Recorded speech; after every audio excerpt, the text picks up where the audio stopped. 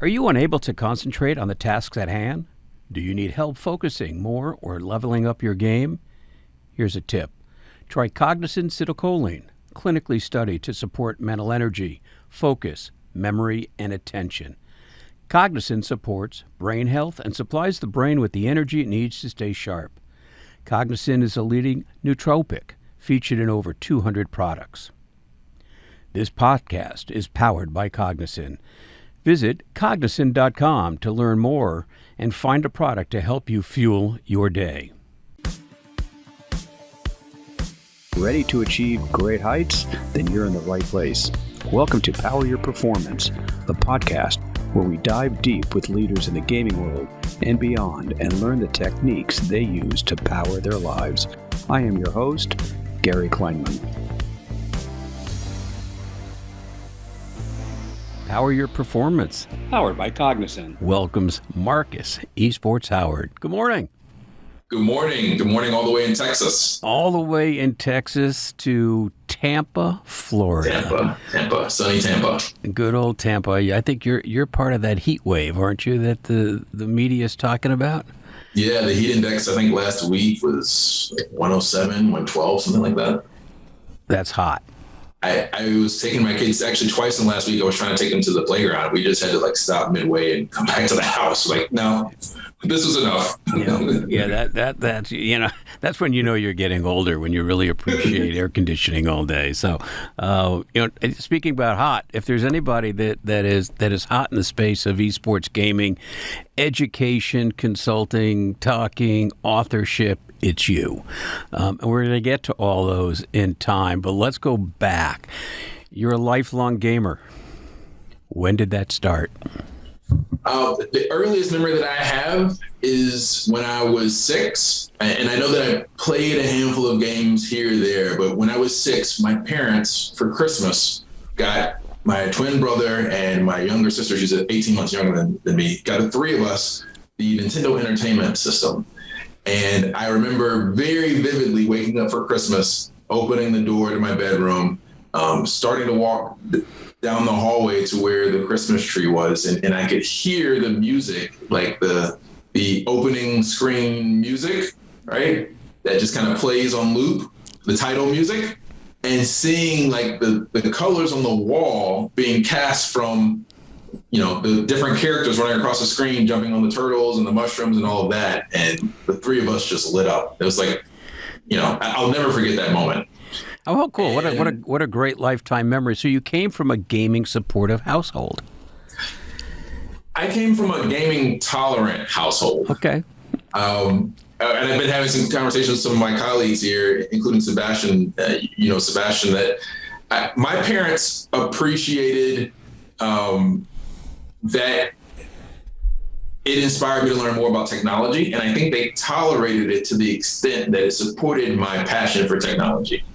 Well, that's interesting because, at a time when that was happening, I don't think many parents looked at it from technology or STEM based. It was mindless gaming, antisocial or non-social. Forget about anti, that'd be a little bit too dramatic, but non-social activity and just staring there doing nothing and not learning anything. So pretty progressive that were your parents educators? Were they they must have had some technical background in order to see that in terms of gaming.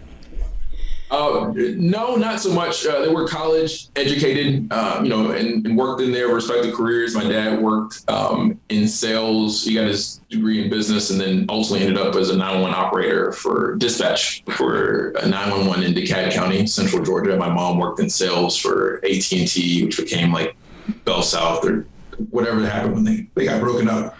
The Bell South conglomerate got broken up. But my aunt played video games, and I remember we would go to her house and play Sega. And my parents just witness how much joy it brought to us. Because, back in the day, we didn't have the internet, right? Right. And so games were more about either single player experiences, but more for us, the couch co-op experience. And it's taken some time into my adult years for my sister and my brother and I to have a good relationship. Like we had an okay relationship, but we had like the typical sibling rivalry. Okay. Unless we were playing video games. Okay. So I think my parents did it more as like a way to bring the three of us together. And then they understood that we were just fascinated with technology. But I do remember very vividly as well, like two moments, you know, when playing NES, my parents would say, get off that dang Nintendo, like go outside, get some air in your lungs. So was there a smackdown between you and your siblings in terms of who's winning in the games? It was always competitive. My sister, the way she tells it, she was always better at video games than us. Right. Okay. And sometimes that was true, but I think that it just helped us all be just naturally competitive against one another. But we would equally play, like, again, like couch co-op games. So like Teenage Mutant Ninja Turtles and The Simpsons, like Streets of Rage, games where you would play, you had to work together in order to beat the game. No, it's great. I mean, it's always fascinating to me how families find different ways to bond, and how parents with responsibility to get their kids to like each other as much as they can despite their differences, and that we all have them, as do our our siblings and our children and what have you, and certainly video games is one significant way to do it. And it's probably more common now because video games are a tad bit more acceptable today than they were, 20 years ago or 25, 30 years ago. So it's interesting that your parents allowed that and fostered that. So, and to be clear, they allowed it to the extent that it was motivation for me to do my homework. Yeah. Right. So like as soon as I wasn't doing homework or was being a troublemaker in class, that was the first thing that took away. Yeah. Was video games immediately. Yeah, so I can relate. Yeah. My kids have, 3 Xboxes buried someplace that I forgot where I buried them. And every new holiday I had to go buy another one because I forgot where I put the last one. So, and they still laugh at me now, which is funny in their life because I see them doing with their kids. So, and then, okay, so you obviously stayed with video games and technology, right? I mean, is that really where that passion came from? And so tell me what you did next. I mean, you go to high school and then you go to college. Yeah, so in high school, my brother and I, so ironically, my parents were trying to get us to learn the code in the 9th grade. We got selected for a magnet accelerator, so science and technology. And my parents were trying to get us to learn how to code for the sake of like writing code within this science program. But we didn't have interest in doing that. We didn't have any interest in coding. They gave us basically like this 600-page book of HTML, CSS, and JavaScript, but we just didn't want to learn it. They were making us make time out of our eating schedule that we wanted to spend playing video games to go learn this thing, and it never would stick. But we learned through the magnet program, because we had to have TI-83 plus graphing calculators, the ones with the screens, that you could put video games on the calculators and turn the calculator basically into a Game Boy. Yep. So because we had a lifelong love of playing video games, naturally, like we wanted to see if we could make our own game. And so we started learning to code explicitly and specifically for the purpose of building our own game on the calculator. So where our parents were trying to introduce coding to us to no avail, like once we made that intrinsic alignment with video games, we naturally started to teach ourselves. And then I went on to get an IT degree with a minor in management. My brother got a computer science degree, all because of video games. Well, that's what's fascinating. I think, people don't give gaming enough credit. I know there's a statistic. I looked at it, and I always forget what it is, but a certain amount of city managers in the United States say that they're city managers because they grew up playing SimCity, right? Which is pretty impressive, right? I mean, so when that kind of skill set becomes enjoyable and gets ingrained in who you are, and you can take that and build a career and touch other people's lives by doing that, pretty impressive. I mean, it's also something you don't hear about very often, like the story you're telling us that in your history, that building it off a calculator is what got you to where you don't hear that, and those are powerful stories that should be told. Right, because that's a value proposition that there isn't anybody that doesn't want to support that and extend it. So you start doing that. And when was your first professional thought that you said, "Hey, I think I can probably do something forever as a career in gaming technology and its extensions"? Ironically, it wasn't until after I graduated from college, right? So like 22, 23. And it happened almost by accident. My brother and I, after he graduated, was like, all right, well, now we have technology degrees. We know how to write code. We built a number of applications. Let's try making another game. So we started designing this game, building this game, built a game design document, did like concept art. We had mock-ups for like gameplay mechanics and all the features. And so we started doing market research as any, gaming studio worth their salt should want to do in order to understand like what's the market potential for the genre and the experience you're creating. And we learned that there are over 1.3 million games in the industry, or at the time, over 1 million games. It's grown since then, over the course of the 10 years we've now been in the space. And that 75% of them are made by independent game developers, which just like indie music, indie film, small teams, more creative, smaller budgets. And that unfortunately in 2013, the year we started this solution, the average game developer, which is the average indie game developer, made less than $500 of revenue per year, which is not enough to sustain a single person, let alone a team.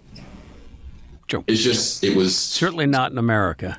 Oh, definitely not. Right. I'm not even so sure in India where some of the development is done, but without a doubt. Developing countries, let me not say third world country. Yeah, without a doubt. But the tools have expanded, so it's easier today for indie developers because of all the software tools.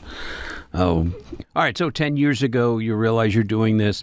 What was the first thing you did? And you go, okay, this is where I'm going to spend my professional life. And I know it's got lots of arms, and we're going to get to all those octopus arms that you have because they're fascinating. And, we've had a couple conversations where we share a lot of beliefs, and we're going to get into those about the direction, the value proposition, and what's really going on in esports, but we'll still go back 8 to 10 years and give some context and foundation for how you got to where you are now.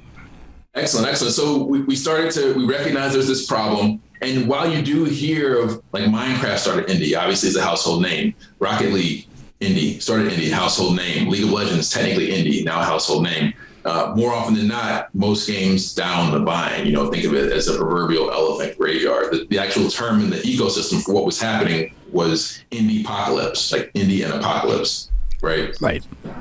So we knew that we didn't have a budget for marketing. And if we didn't, ideally or inevitably, if we didn't find like a scalable solution to grow an audience for the solution, the gameplay experience we were creating, there was a very low chance of success for us. Again, Minecraft being an exception to the rule.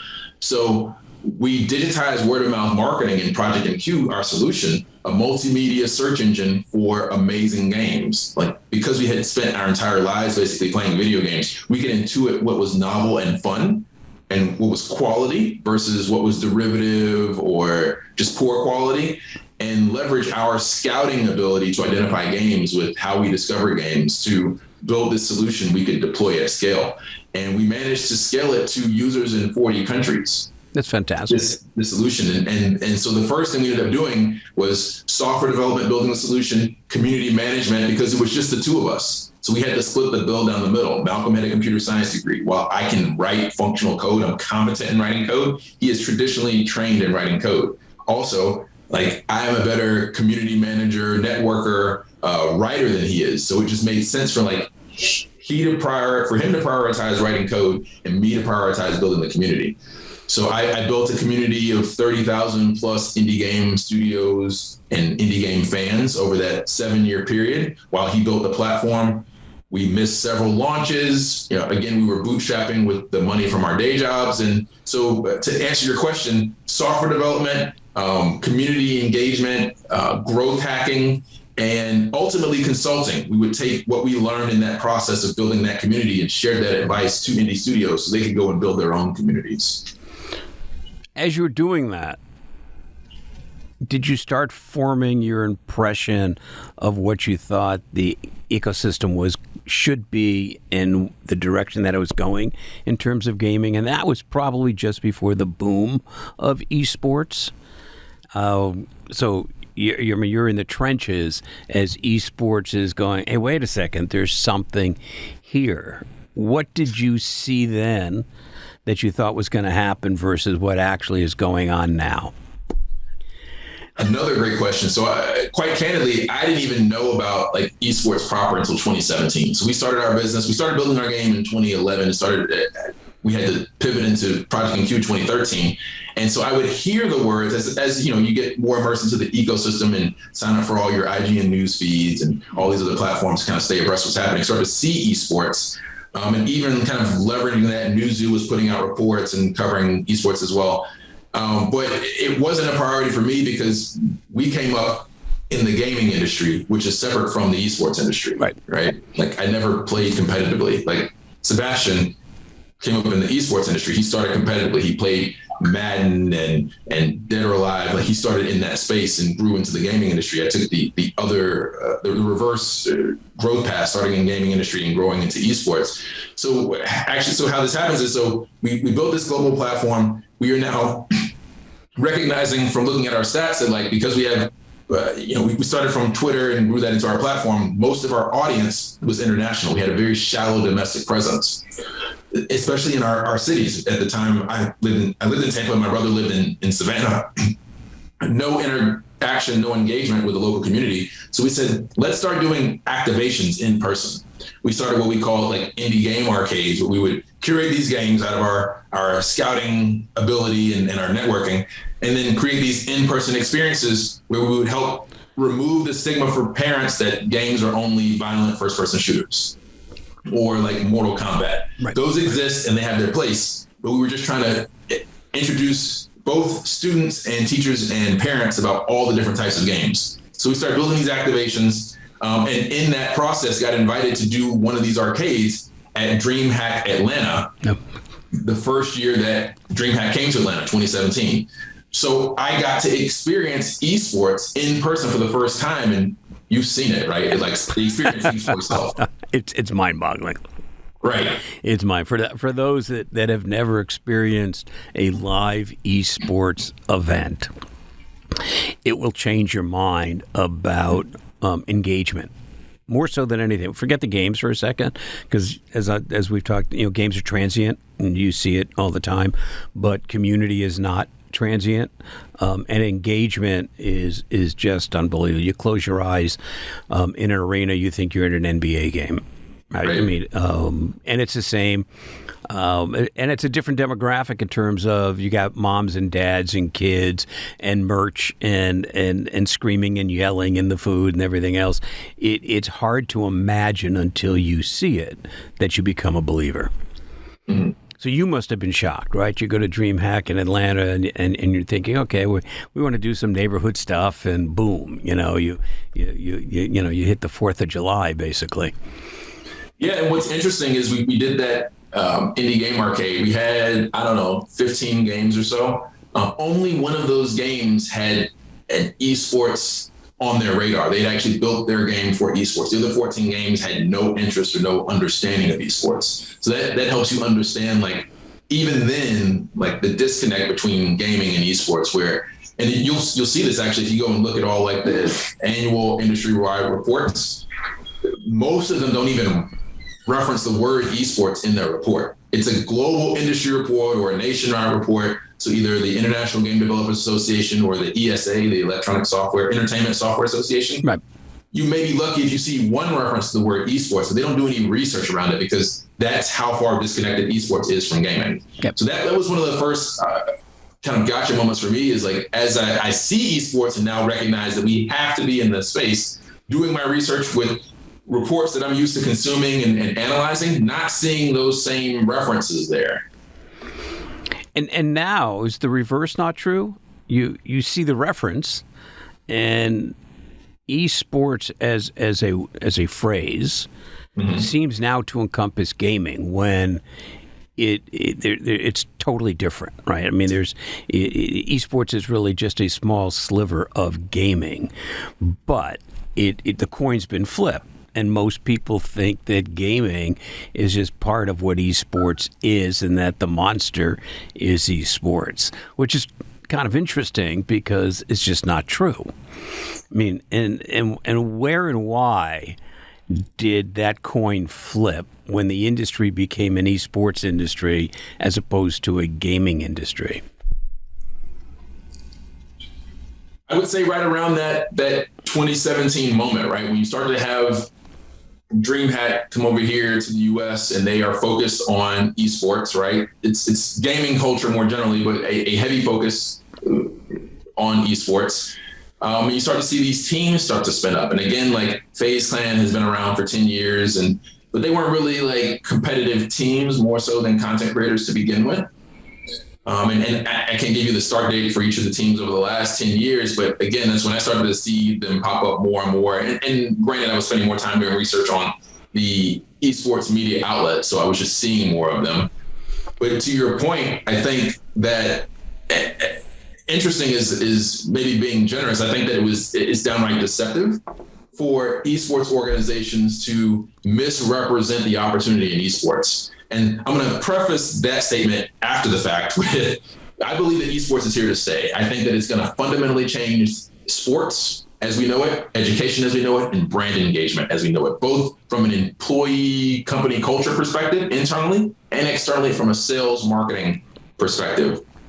Well, that's a very interesting point you raise, is that esports can be used for corporate culture, employee retention, important concepts, obviously, different than entertainment, casual, competitive, fun gaming that people do socially, like they now play pickleball, which is everywhere and then some, right? At the anger of all the tennis players who are losing their courts, but kind of that friction between how it's used corporately, where the money side is, and where the entertainment social value is, if you will, in just community engagement, kids playing or people playing with friends, family, and what have you. So, I mean, it's an interesting distinction that you bring up. So when you look at esports, and you're very vocal in the entire atmosphere of esports, and we're going to go through a whole lot of your opinions because they're fascinating, well thought out, and researched. Where's the rub? I mean, is esports better in the corporate retention, build customer relationship as opposed to the competitive esports as a sports league like stick and ball is? I think the disconnect is that esports is over-indexing on sports and not indexing enough on gaming. So when you think about sports is selective, almost elitist, right? It's high performance, these top tier athletes, and not a knock against athletes, right? But if you think about it, they represent like the most, the best players, the best individuals, people at their specific skill set. So them being the best makes everyone else who can't compete at that level basically naturally excluded. So you have, let's take an NBA team. You've got maybe 12 people on one team, 24 across, the two teams competing, playing on the court, or at least on the court and on the bench, and everyone else in the stadium is a spectator. Right. So only 10 to 20 people are active, including the coach, actively participating in this stadium that maybe had 50,000, 50,000 people, and everyone else is just a casual, passive spectator. Versus in the gaming industry, you have 3 billion people who are actively participating in an activity. Well, see, and that raises a very interesting point, because using basketball as the example, and 99.9% of the involvement in basketball is fandom, right? Spectator fandom, buying merch, screaming and yelling for their team, whatever that is, with very little engagement in terms of physical engagement on their own. Where gaming is the flip side of that. But there's very little fandom per se in terms of the individual gamers, right? So in the NBA, you've got people that love LeBron, just from the top of the food chain. You don't really see that in gaming, which is kind of interesting. You've got so many people. Where's that disconnect? I mean, is it it seems to me that you have so many people that are gaming that take a small percentage is still a large amount of people that would be fans of a specific player or team as opposed to the game, where the NBA has it the flip. And I wonder if is that a social thing? Is that just that it's so new we haven't gotten there yet? I think that most gamers don't care about esports. That might just be one person's perspective. But if you go back to E3 2020, I think that was E3 2020, there was a segment that was done that had Nate Shot interviewed by, what's his name? Herx. I don't follow sports really at all. And also I don't really follow esports as a fan. I follow it as an ecosystem. So these two folks, like the guy was from Optic, which is now Envy and Optic or something. And this guy who's CEO, Nate Shot, CEO of 100 Thieves, were having an interview, and that segment got added into the lineup for E3 when they did the virtual event in 2020. And it's very telling when you watch the comments for that segment. Everybody who was there for the game is like, who the hell are these people and when are they going to go away? Like, people kept saying, like, we don't care. This is boring. Who are these? This is stupid. Like, let's move back onto the games. And that's the average gamer who signed into this event about video games. They're wondering, like, what is esports doing here and when can we get rid of it so we can go back to games?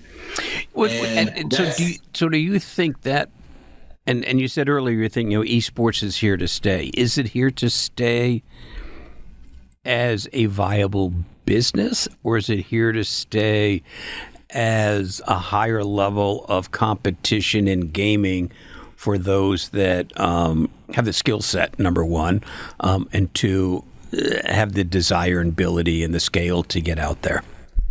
I think it can exist where it adds meaningful value to a business. So let me provide an example.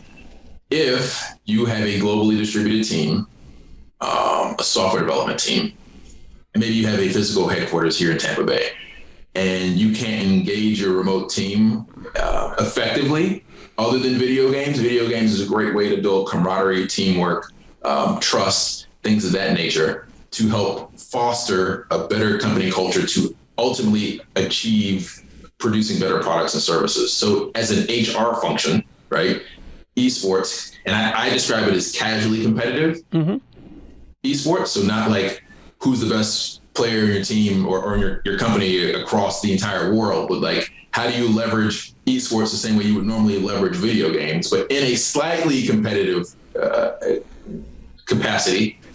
How do you leverage that as an HR function? And then esports within that view adds value to the business. Right? But not in the same mindset, if you will, as stick and ball does in an organized, competitive fashion. Is that how you see it? That I don't take Valorant or any other game. That it doesn't really have legs as an independent, franchise, competitive, worldwide competition, that the value is really in using it for better phrase, social good, whether it's business social good, community social good. That's why you've got, places like, Games for Change and right. what have you. Great people doing great things.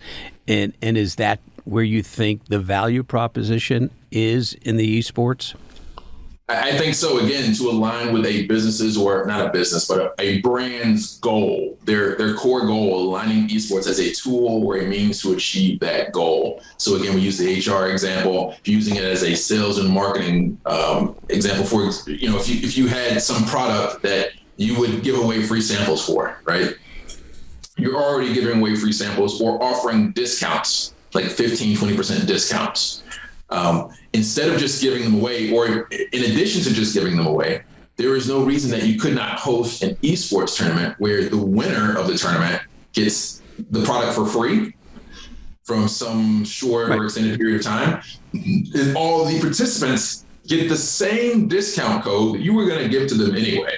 Right. But now they feel like they've earned it. And because they engage, and now you're leveraging the joy of video games to build relationships with those individuals instead of them just either seeing your ad in the newspaper, watching it on TV, seeing it as a sponsored post, or even if they are part of your community, just seeing it in their scrolling feed on name your platform, social media platform of choice. Those are passive marketing versus like relationship building. Right. And I believe that video games and casually competitive esports, which is not tier 1, top 0.1%, has the most opportunity. And I also believe that if you build a casually competitive esports ecosystem where it's mostly for socializing, but it is competitive, it will eventually support that top tier level of gameplay.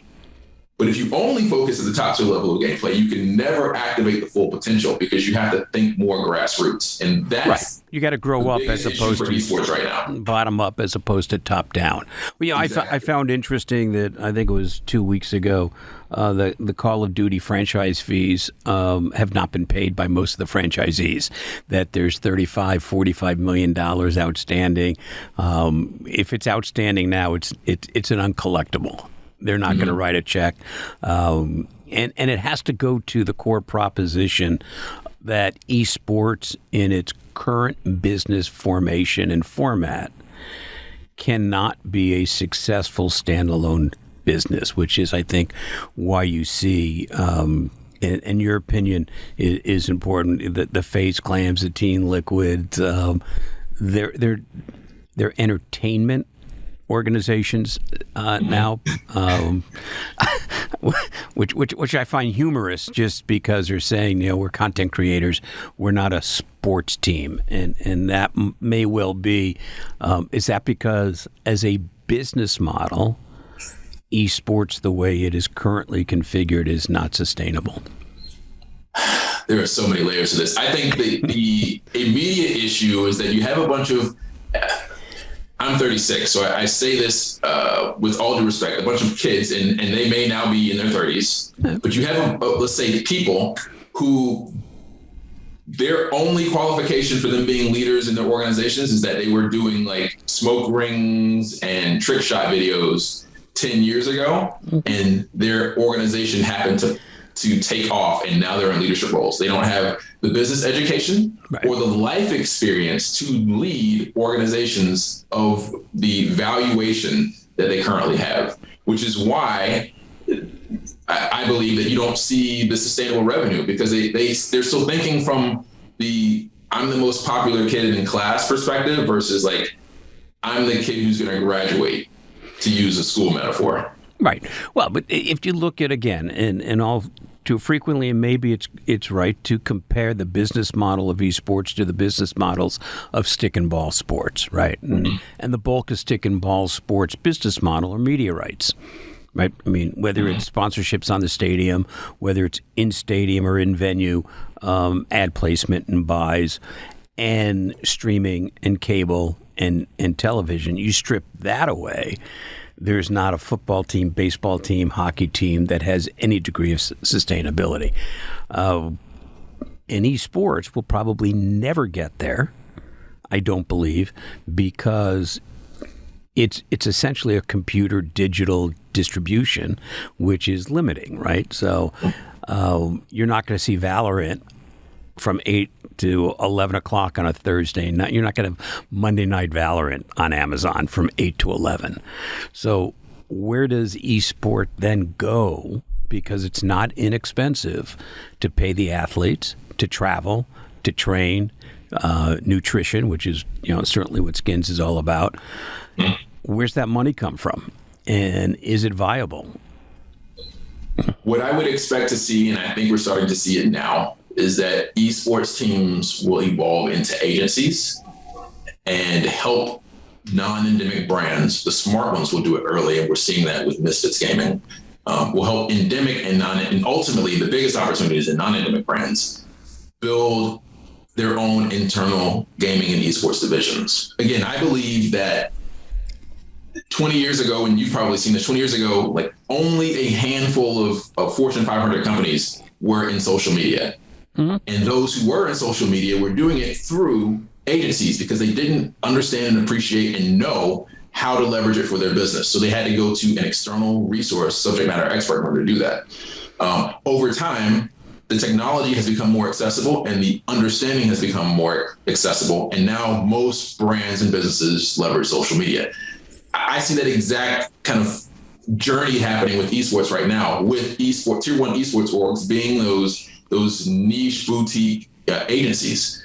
And as esports goes on that same journey over the next 20 years, they're inevitably not going to continue to lead the market, because why would you pay $5 million to Team Liquid to be a sponsor, have your logo on a jersey, when you could spin up your own internal esports organization for $250,000 and generate more business value for $250,000 than that $5 million you spent to sponsor that team? And what do you think the future of that is with Web3 and metaverse? I see them right now in the short term as colliding hype trains. If you'll notice, I would say all from my research, and maybe I'm missing some, but to my understanding, all the tier one esports orgs have at least one crypto sponsor, if it's not now their major sponsor, because most endemic and non-endemic brands have learned that you don't get your return on investment for sponsoring esports teams. The exception are the crypto companies, because as a business, they've only existed generously 10 years. More realistically, the last 2 or 3, the NFTs have become popular and the metaverse has become popular. So there's not enough long-term business value in their own business models to even be putting the money into esports orgs, but they also don't have the understanding that the other brands have learned about, like, whether you can or can't, and typically you can't get your money back out of spending. So as we're seeing in crypto winter, I would anticipate that deals are going to get lower, if not go away, especially if you've put in tens of millions of dollars and you're not getting that conversion because gamers don't want anything to do with NFTs. That's right. A broad statement. But yeah, well, I think consumers also. I mean, the NFT conference is in New York this week, and everything, and I know a fair amount of people there. It's one place I did not want to be this week. Is that the NFT market is basically bottoming out faster than the downhill on a roller coaster. But is that the same thing with the metaverse and Web3? Or are they just the fear of missing out? It's the next thing. We got to create something, so let's call it something, and it will be the extension of gaming in the intersection of reality and virtual. I can appreciate, having lived through kind of the launch of the commercial or publicly accessible residential internet, the potential that the metaverse will have, the inevitable potential of the metaverse and blockchain will have, just as the internet and social media have transformed the way we do business and our personal lives over the last 20 years. Like, we're literally only having this conversation now because the internet exists, right? And you're broadcasting some point in the future because social media exists. So I see that happening, where the metaverse becomes like the evolved version of the internet, where there are storefronts and e-commerce and all that. Will we be at a kind of Ready Player One surrogate space where you're going to be, spending the majority of your time there at the exclusion of the rest of your life? I don't think so.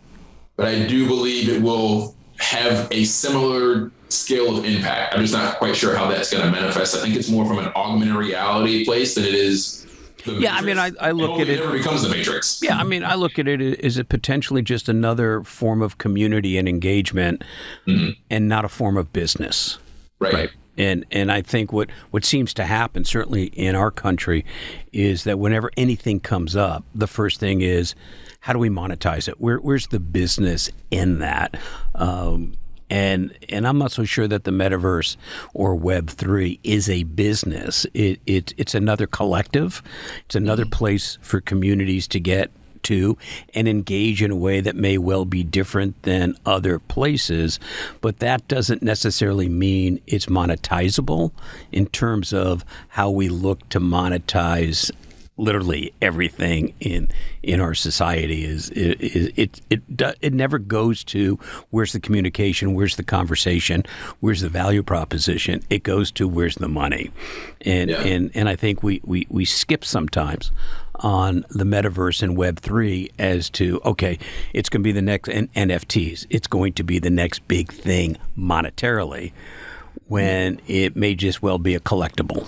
and it may be like 95% of all the baseball cards are valueless because I've got 2 garages full of valueless baseball cards that my kids are still breaking packs. But you think about the functionality of NFTs, and I agree with you 100%. Well, 2 things. One, the vast majority of Web3 and blockchain and play-to-earn games are crap. They're not fun. They're just bad games, including the most profitable ones. They're just generally bad games. Axie Infinity, if you look at its economy and what's happening, not a good game. It is a good proof of concept, but not good in terms of mass market enjoyable. But then more largely, if you think about NFTs, right, if it becomes essentially a digital receipt, which is what I would equate it to, we have a bunch of physical receipts now, and they have practically no value. So if you think about it, right now it's somewhat supply and demand and somewhat empty hype.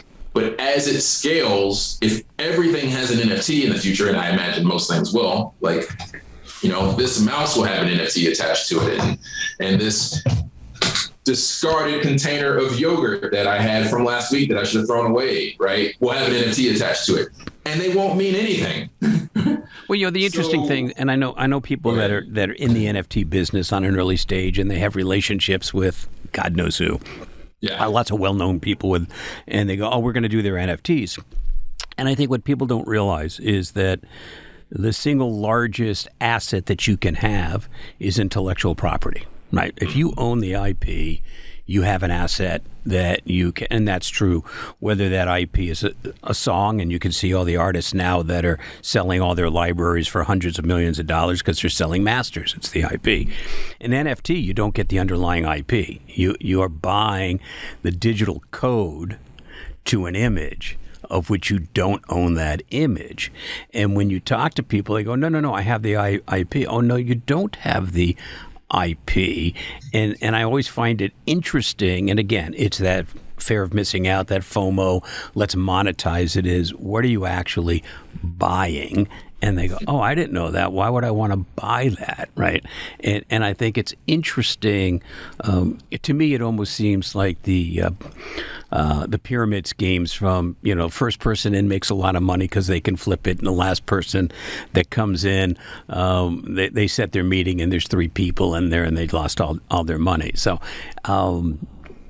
I agree with that. I think to answer your question about the value of metaverse to esports is that it does give teams the opportunity to create their own IP as an experience, right? Where they can't create their own game. And that's not to say that teams haven't tried to create their own game. You've got 100 Thieves announcing they're going to do that. They could be successful. History would indicate that they won't be. Because they raised $60 million last year and already had spent some of that. And some of the most successful games take at least $100 million to make if you want to compete at a scale of a Call of Duty, right? Or what was it? Grand Theft Auto, I think, took $500 million to make. So they didn't have the full $60 million when they made the announcement. And if they had the full $60 million, they still most likely wouldn't have enough money to produce a game.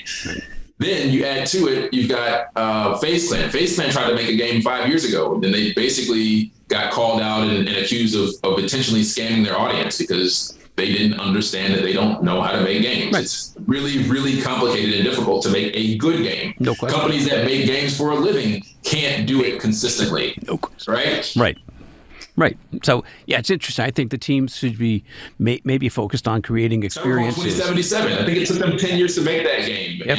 And it, right. Yeah, and I think... So I agree with you. You're right. I think what it creates is that opportunity to create some kind of virtual IP and then monetize that community from that perspective, where they couldn't do it from purely making a game because the development cycles are shorter and you got a lower budget to produce relative to a game. But other than that, I think they will struggle.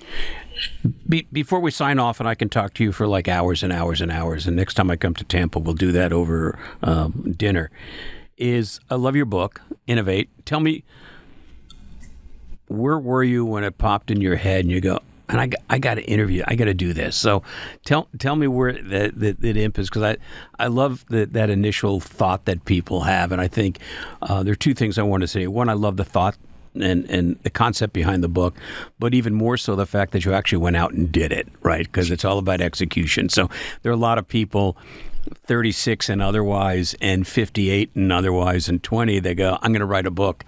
And it's interesting, and all their friends and family go, yeah, it's a great idea, and then they never did it. So congratulations, not only for the thought, but for actually executing and putting it out and having it so well received. Where did it come from? It wasn't my idea. And to clarify, I only wrote 2 pages out of the book. It's more of an almanac of innovation, an encyclopedia of innovation. Right. So I wanted to highlight the top innovators and thought leaders in the space, and I would never be able to tell their stories better than they could themselves. And B, until 6 months ago, I had been working a full-time job in nothing related to gaming and esports in the metaverse and blockchain. So I just didn't have the time. Like part-time, it took me 2 years to put together a book where I only wrote 2 pages. And in fact, I only wrote those 2 pages like the week before we printed the book, because I just didn't even have time to write the 2 pages, right? So I never would have written the entire book myself. Right. But even before those 2 pages, just to aggregate the innovators, there had to be a moment where you said, there's a lot of innovators out there. Their stories need to be told. They're not told. And they're probably better told in a condensed version among many, like a tabletop book of art, right? You're not going to have one book on the Mona Lisa. It's better to have multiple images that you can talk about.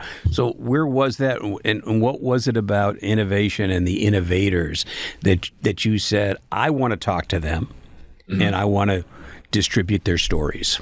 So to answer your first question, I'll get back to this one. Yep. This book is called Innovate Gaming and Esports. Get the glare out of there. And it's published by Global Villages. You'll see the name on the spine. Yep. Get out of the camera here. So I was actually in their book for Tampa 3 years ago. They used to be called Best of Tampa, or Best of was the series, and they rebranded to Innovate. And in their second edition for Tampa, it went from Best of Tampa to Innovate Tampa. And my previous company, the multimedia search engine for discovering amazing games, was featured in their second book. So in that process of them featuring me and including me in the book, they got to learn about the gaming industry because I put that context in that story, in my 2-page feature in that book. So they came to me before the pandemic and said, we really think there's an opportunity to do a book about industries. That's where we're going. We're going to continue to do cities, but we also want to do industries. And we would love for you to lead an effort on gaming and esports. And then the pandemic hit, and gaming and esports became like the only thing people were talking about as the only industry like not affected by the pandemic, right? Right. The industry increased in revenue. Yeah, it was actually bolstered by it. Down, right. And so they said, we really got to do this book. Can you do this book? And I told them, like, I don't have the time because I have a day job and I'm still building my startup and I've got 2 kids and I want to make sure I spend time with my wife. I just don't have time. They kept asking me. I said, all right, I'll do this, but I don't know how long it's going to take. And it took us 2 years. And to answer your second question, the reason I wanted to create the book was that I wanted to elevate the discourse, the conversation, the dialogue about video games and esports. There's still a stigma today. It was a strong stigma 20 years ago, but it still exists today. And people are just talking about, for example, in esports, about, Bugga, and I don't know if I'm pronouncing his gamer tag properly, the kid who won like $3 million playing Fortnite 2 years ago, and Ninja as a content creator. So nothing against like creating content or winning a large 7-figure sum as a prize for playing in tournaments. But A, those are exceptions to the rule. And B, those opportunities are a drop in the bucket to broadcasting and sales and marketing and health and wellness, as you know, through what you're doing with skins.gg, and all the other opportunities, 100 plus STEAM career opportunities in the space. So you could work either as an entrepreneur or an employee at another business that never get discussed because we're too busy talking about the $3 million won at the Fortnite tournament and FaZe Clan and Ninja. So I wanted to just elevate the conversation so that we can then have the second more important conversation of how do we integrate gaming and esports into our daily lives to reach our personal goals, whether that's as a student trying to understand what their career opportunities are, a parent trying to support their child's passion in a way that makes sense and creates actual opportunity, teachers trying to be more effective as educators, right? Businesses who understand that like traditional advertising is on the way to the waste bucket, and digital advertising is becoming more and more competitive because of ad blocking, and social media is becoming more and more crowded, needing a way to use a digital strategy that is effective and scalable, right? Nonprofits trying to raise funds, trying to improve like voter registration and volunteering and all these social good opportunities. Video games can help achieve all of that, but we can't even have that conversation until people understand what gaming and esports is. So that's why I created the book. And to answer the last piece of your question, ironically, when I started this book, I wanted to feature about 70% of the book on like the most popular people I knew in the space, or I was connected to in the space. You know, I have a healthy LinkedIn network, and I'm connected with the biggest teams, biggest companies, biggest names. And then 30% of people who were actually, I believe, were actual innovators. It's my opinion that like popularity and innovation are almost polar opposites. Like the most popular people are not the most innovative, right? And so I reached out to the 70% and the 30%, and almost without fail, the 70% either ghosted me, told me they didn't know what I was doing and didn't care, or agreed and then reneged on me. So what I had to do was to double down to go all in on the 30% who I felt were actual innovators and thought leaders. And as a result, my book is one of the most profound books and most inclusive books in the industry across the board. No question. And esports. So is there one innovator that stands out more than anybody else? Not to say that they're not all equal in the way that they innovate, but is there one that you, when you were done and you say, okay, you hit send to the publisher, you go, I connect to that. I get it. I'm impressed. I love it. Is there that one innovator in there that stands out?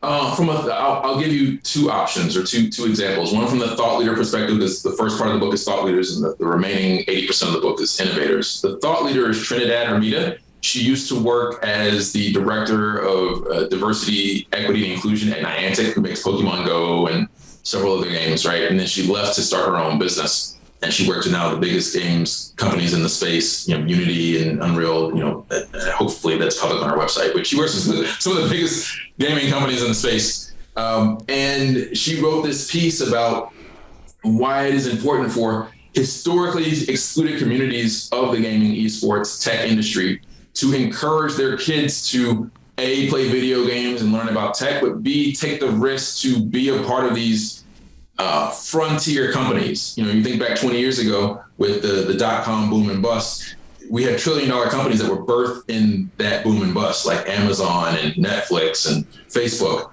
But at the time, they were risky endeavors. And because historically excluded communities are also typically economically disadvantaged, those parents want safety for their kids, security for their kids. So they will advocate and advise them to go the safe route, right? Not go do something that's risky. They're only speaking from their lived experience. And as a result, if you include the other systemic issues around racism and sexism in the country and in the world, it dissuades generationally dissuades historically disadvantaged groups from taking advantage of opportunities of being either founders in their own companies or getting equity in companies that then go on to exit, become billion, $1 trillion companies, which then prevents wealth from being distributed back into the communities that need the wealth, especially if you have ecosystems where those same communities are being like appropriated. For example, FaZe Clan made its rise to fame off of basically appropriating urban culture from the F or however they do it, like the gang sign F to the rap music to the way they wear, you know, all their clothes, like all of that is urban Black culture. Yeah. But no one who works at an executive level is from the Black community. So if they do whatever valuation they do when they go public, that money will not go back into the Black community that made its money off the Black community. I'll say very bluntly there. So that's why that particular piece is important. She addresses the importance across the space for parents encouraging their kids to play games and then take that risk. One of the ones I'm most excited from a company perspective is Joshua Nelson. He has a company called Emotional Ideas. He has a series of global patents on basically creating real life Mario Kart, not like simulation racing, which is cool, but like embedding a gaming controller in an electric go-kart that could go up to 100 miles an hour so that you could literally have like racing where you can shoot lasers and have to dodge bombs and your speed is impacted by your strategy of you as an individual and your team, fundamentally redefining motorsports globally. That's cool. That's cool. So those are the two, the very impressive thought leader and the innovative company. Very impressive. Sorry, I was long-winded there, but I got on a soapbox. No. I've got some thoughts of the beginning of next season of the podcast. I want to do a series of conversations with clergy and members of the gaming about morality in gaming and who sets the standards, who enforces them, and what are the consequences for violating that, and how does that play in a metaverse and things. I think there's some really interesting conversations that you would. I'm going to bring you back for that because I think you've got. So the last thing that I'm going to ask you before we go, and I've taken up way too much of your time, is: do you have any time to game anymore? The last time I gamed was about 90 minutes ago, and only because I was doing an interview in Decentraland, which is a metaverse, which is basically a video game. And I was saying and I'll have to introduce you to Bubba, who's the executive director of the Varsity Esports Foundation, who's coincidentally also featured in my book. Okay. I said this when I spoke virtually in New Zealand 2 weeks ago. They had a summit around health, education, and gaming in the intersection. That, I knew from the 5th grade that I wanted to work in the video game industry as a full lifetime career because of the impact video games had on me as a 6-year-old. And I didn't know how to get there, but I knew it was like a life goal for me. And ironically, because I'm trying to create that opportunity at scale especially for historically excluded demographics, I rarely have time to play video games myself because I also, have to take care of my family. Right. I'm running my own business, and the book. There wasn't enough hours in the day. So I think, excluding this 2 hours ago, I don't think I've played a video game in at least, I would say, something close to 90 days, between 30 and 60, maybe 90 days. Like sat down and really played. All right, so we're going to end this so that you have an opportunity to go play. That's your direction. As soon as we say goodbye, you go play. You're going to come back. We'll talk about some more in-depth conversations in a few months. Marcus Esports Howard, thank you for your time, your insight, and everything that you're doing for the industry, and keep it up. Thank you. I appreciate it. Thank you for the opportunity. And thank you for the work that you're doing in the space as well. It's important. All right. Thanks, dude. We'll talk soon. All right. Bye-bye. Bye-bye, dude. Thanks for listening. This podcast is part of the MAP Esports Podcast Network and produced by Innovation Media Enterprises. Please be sure to leave us a review and follow us on your favorite podcast player.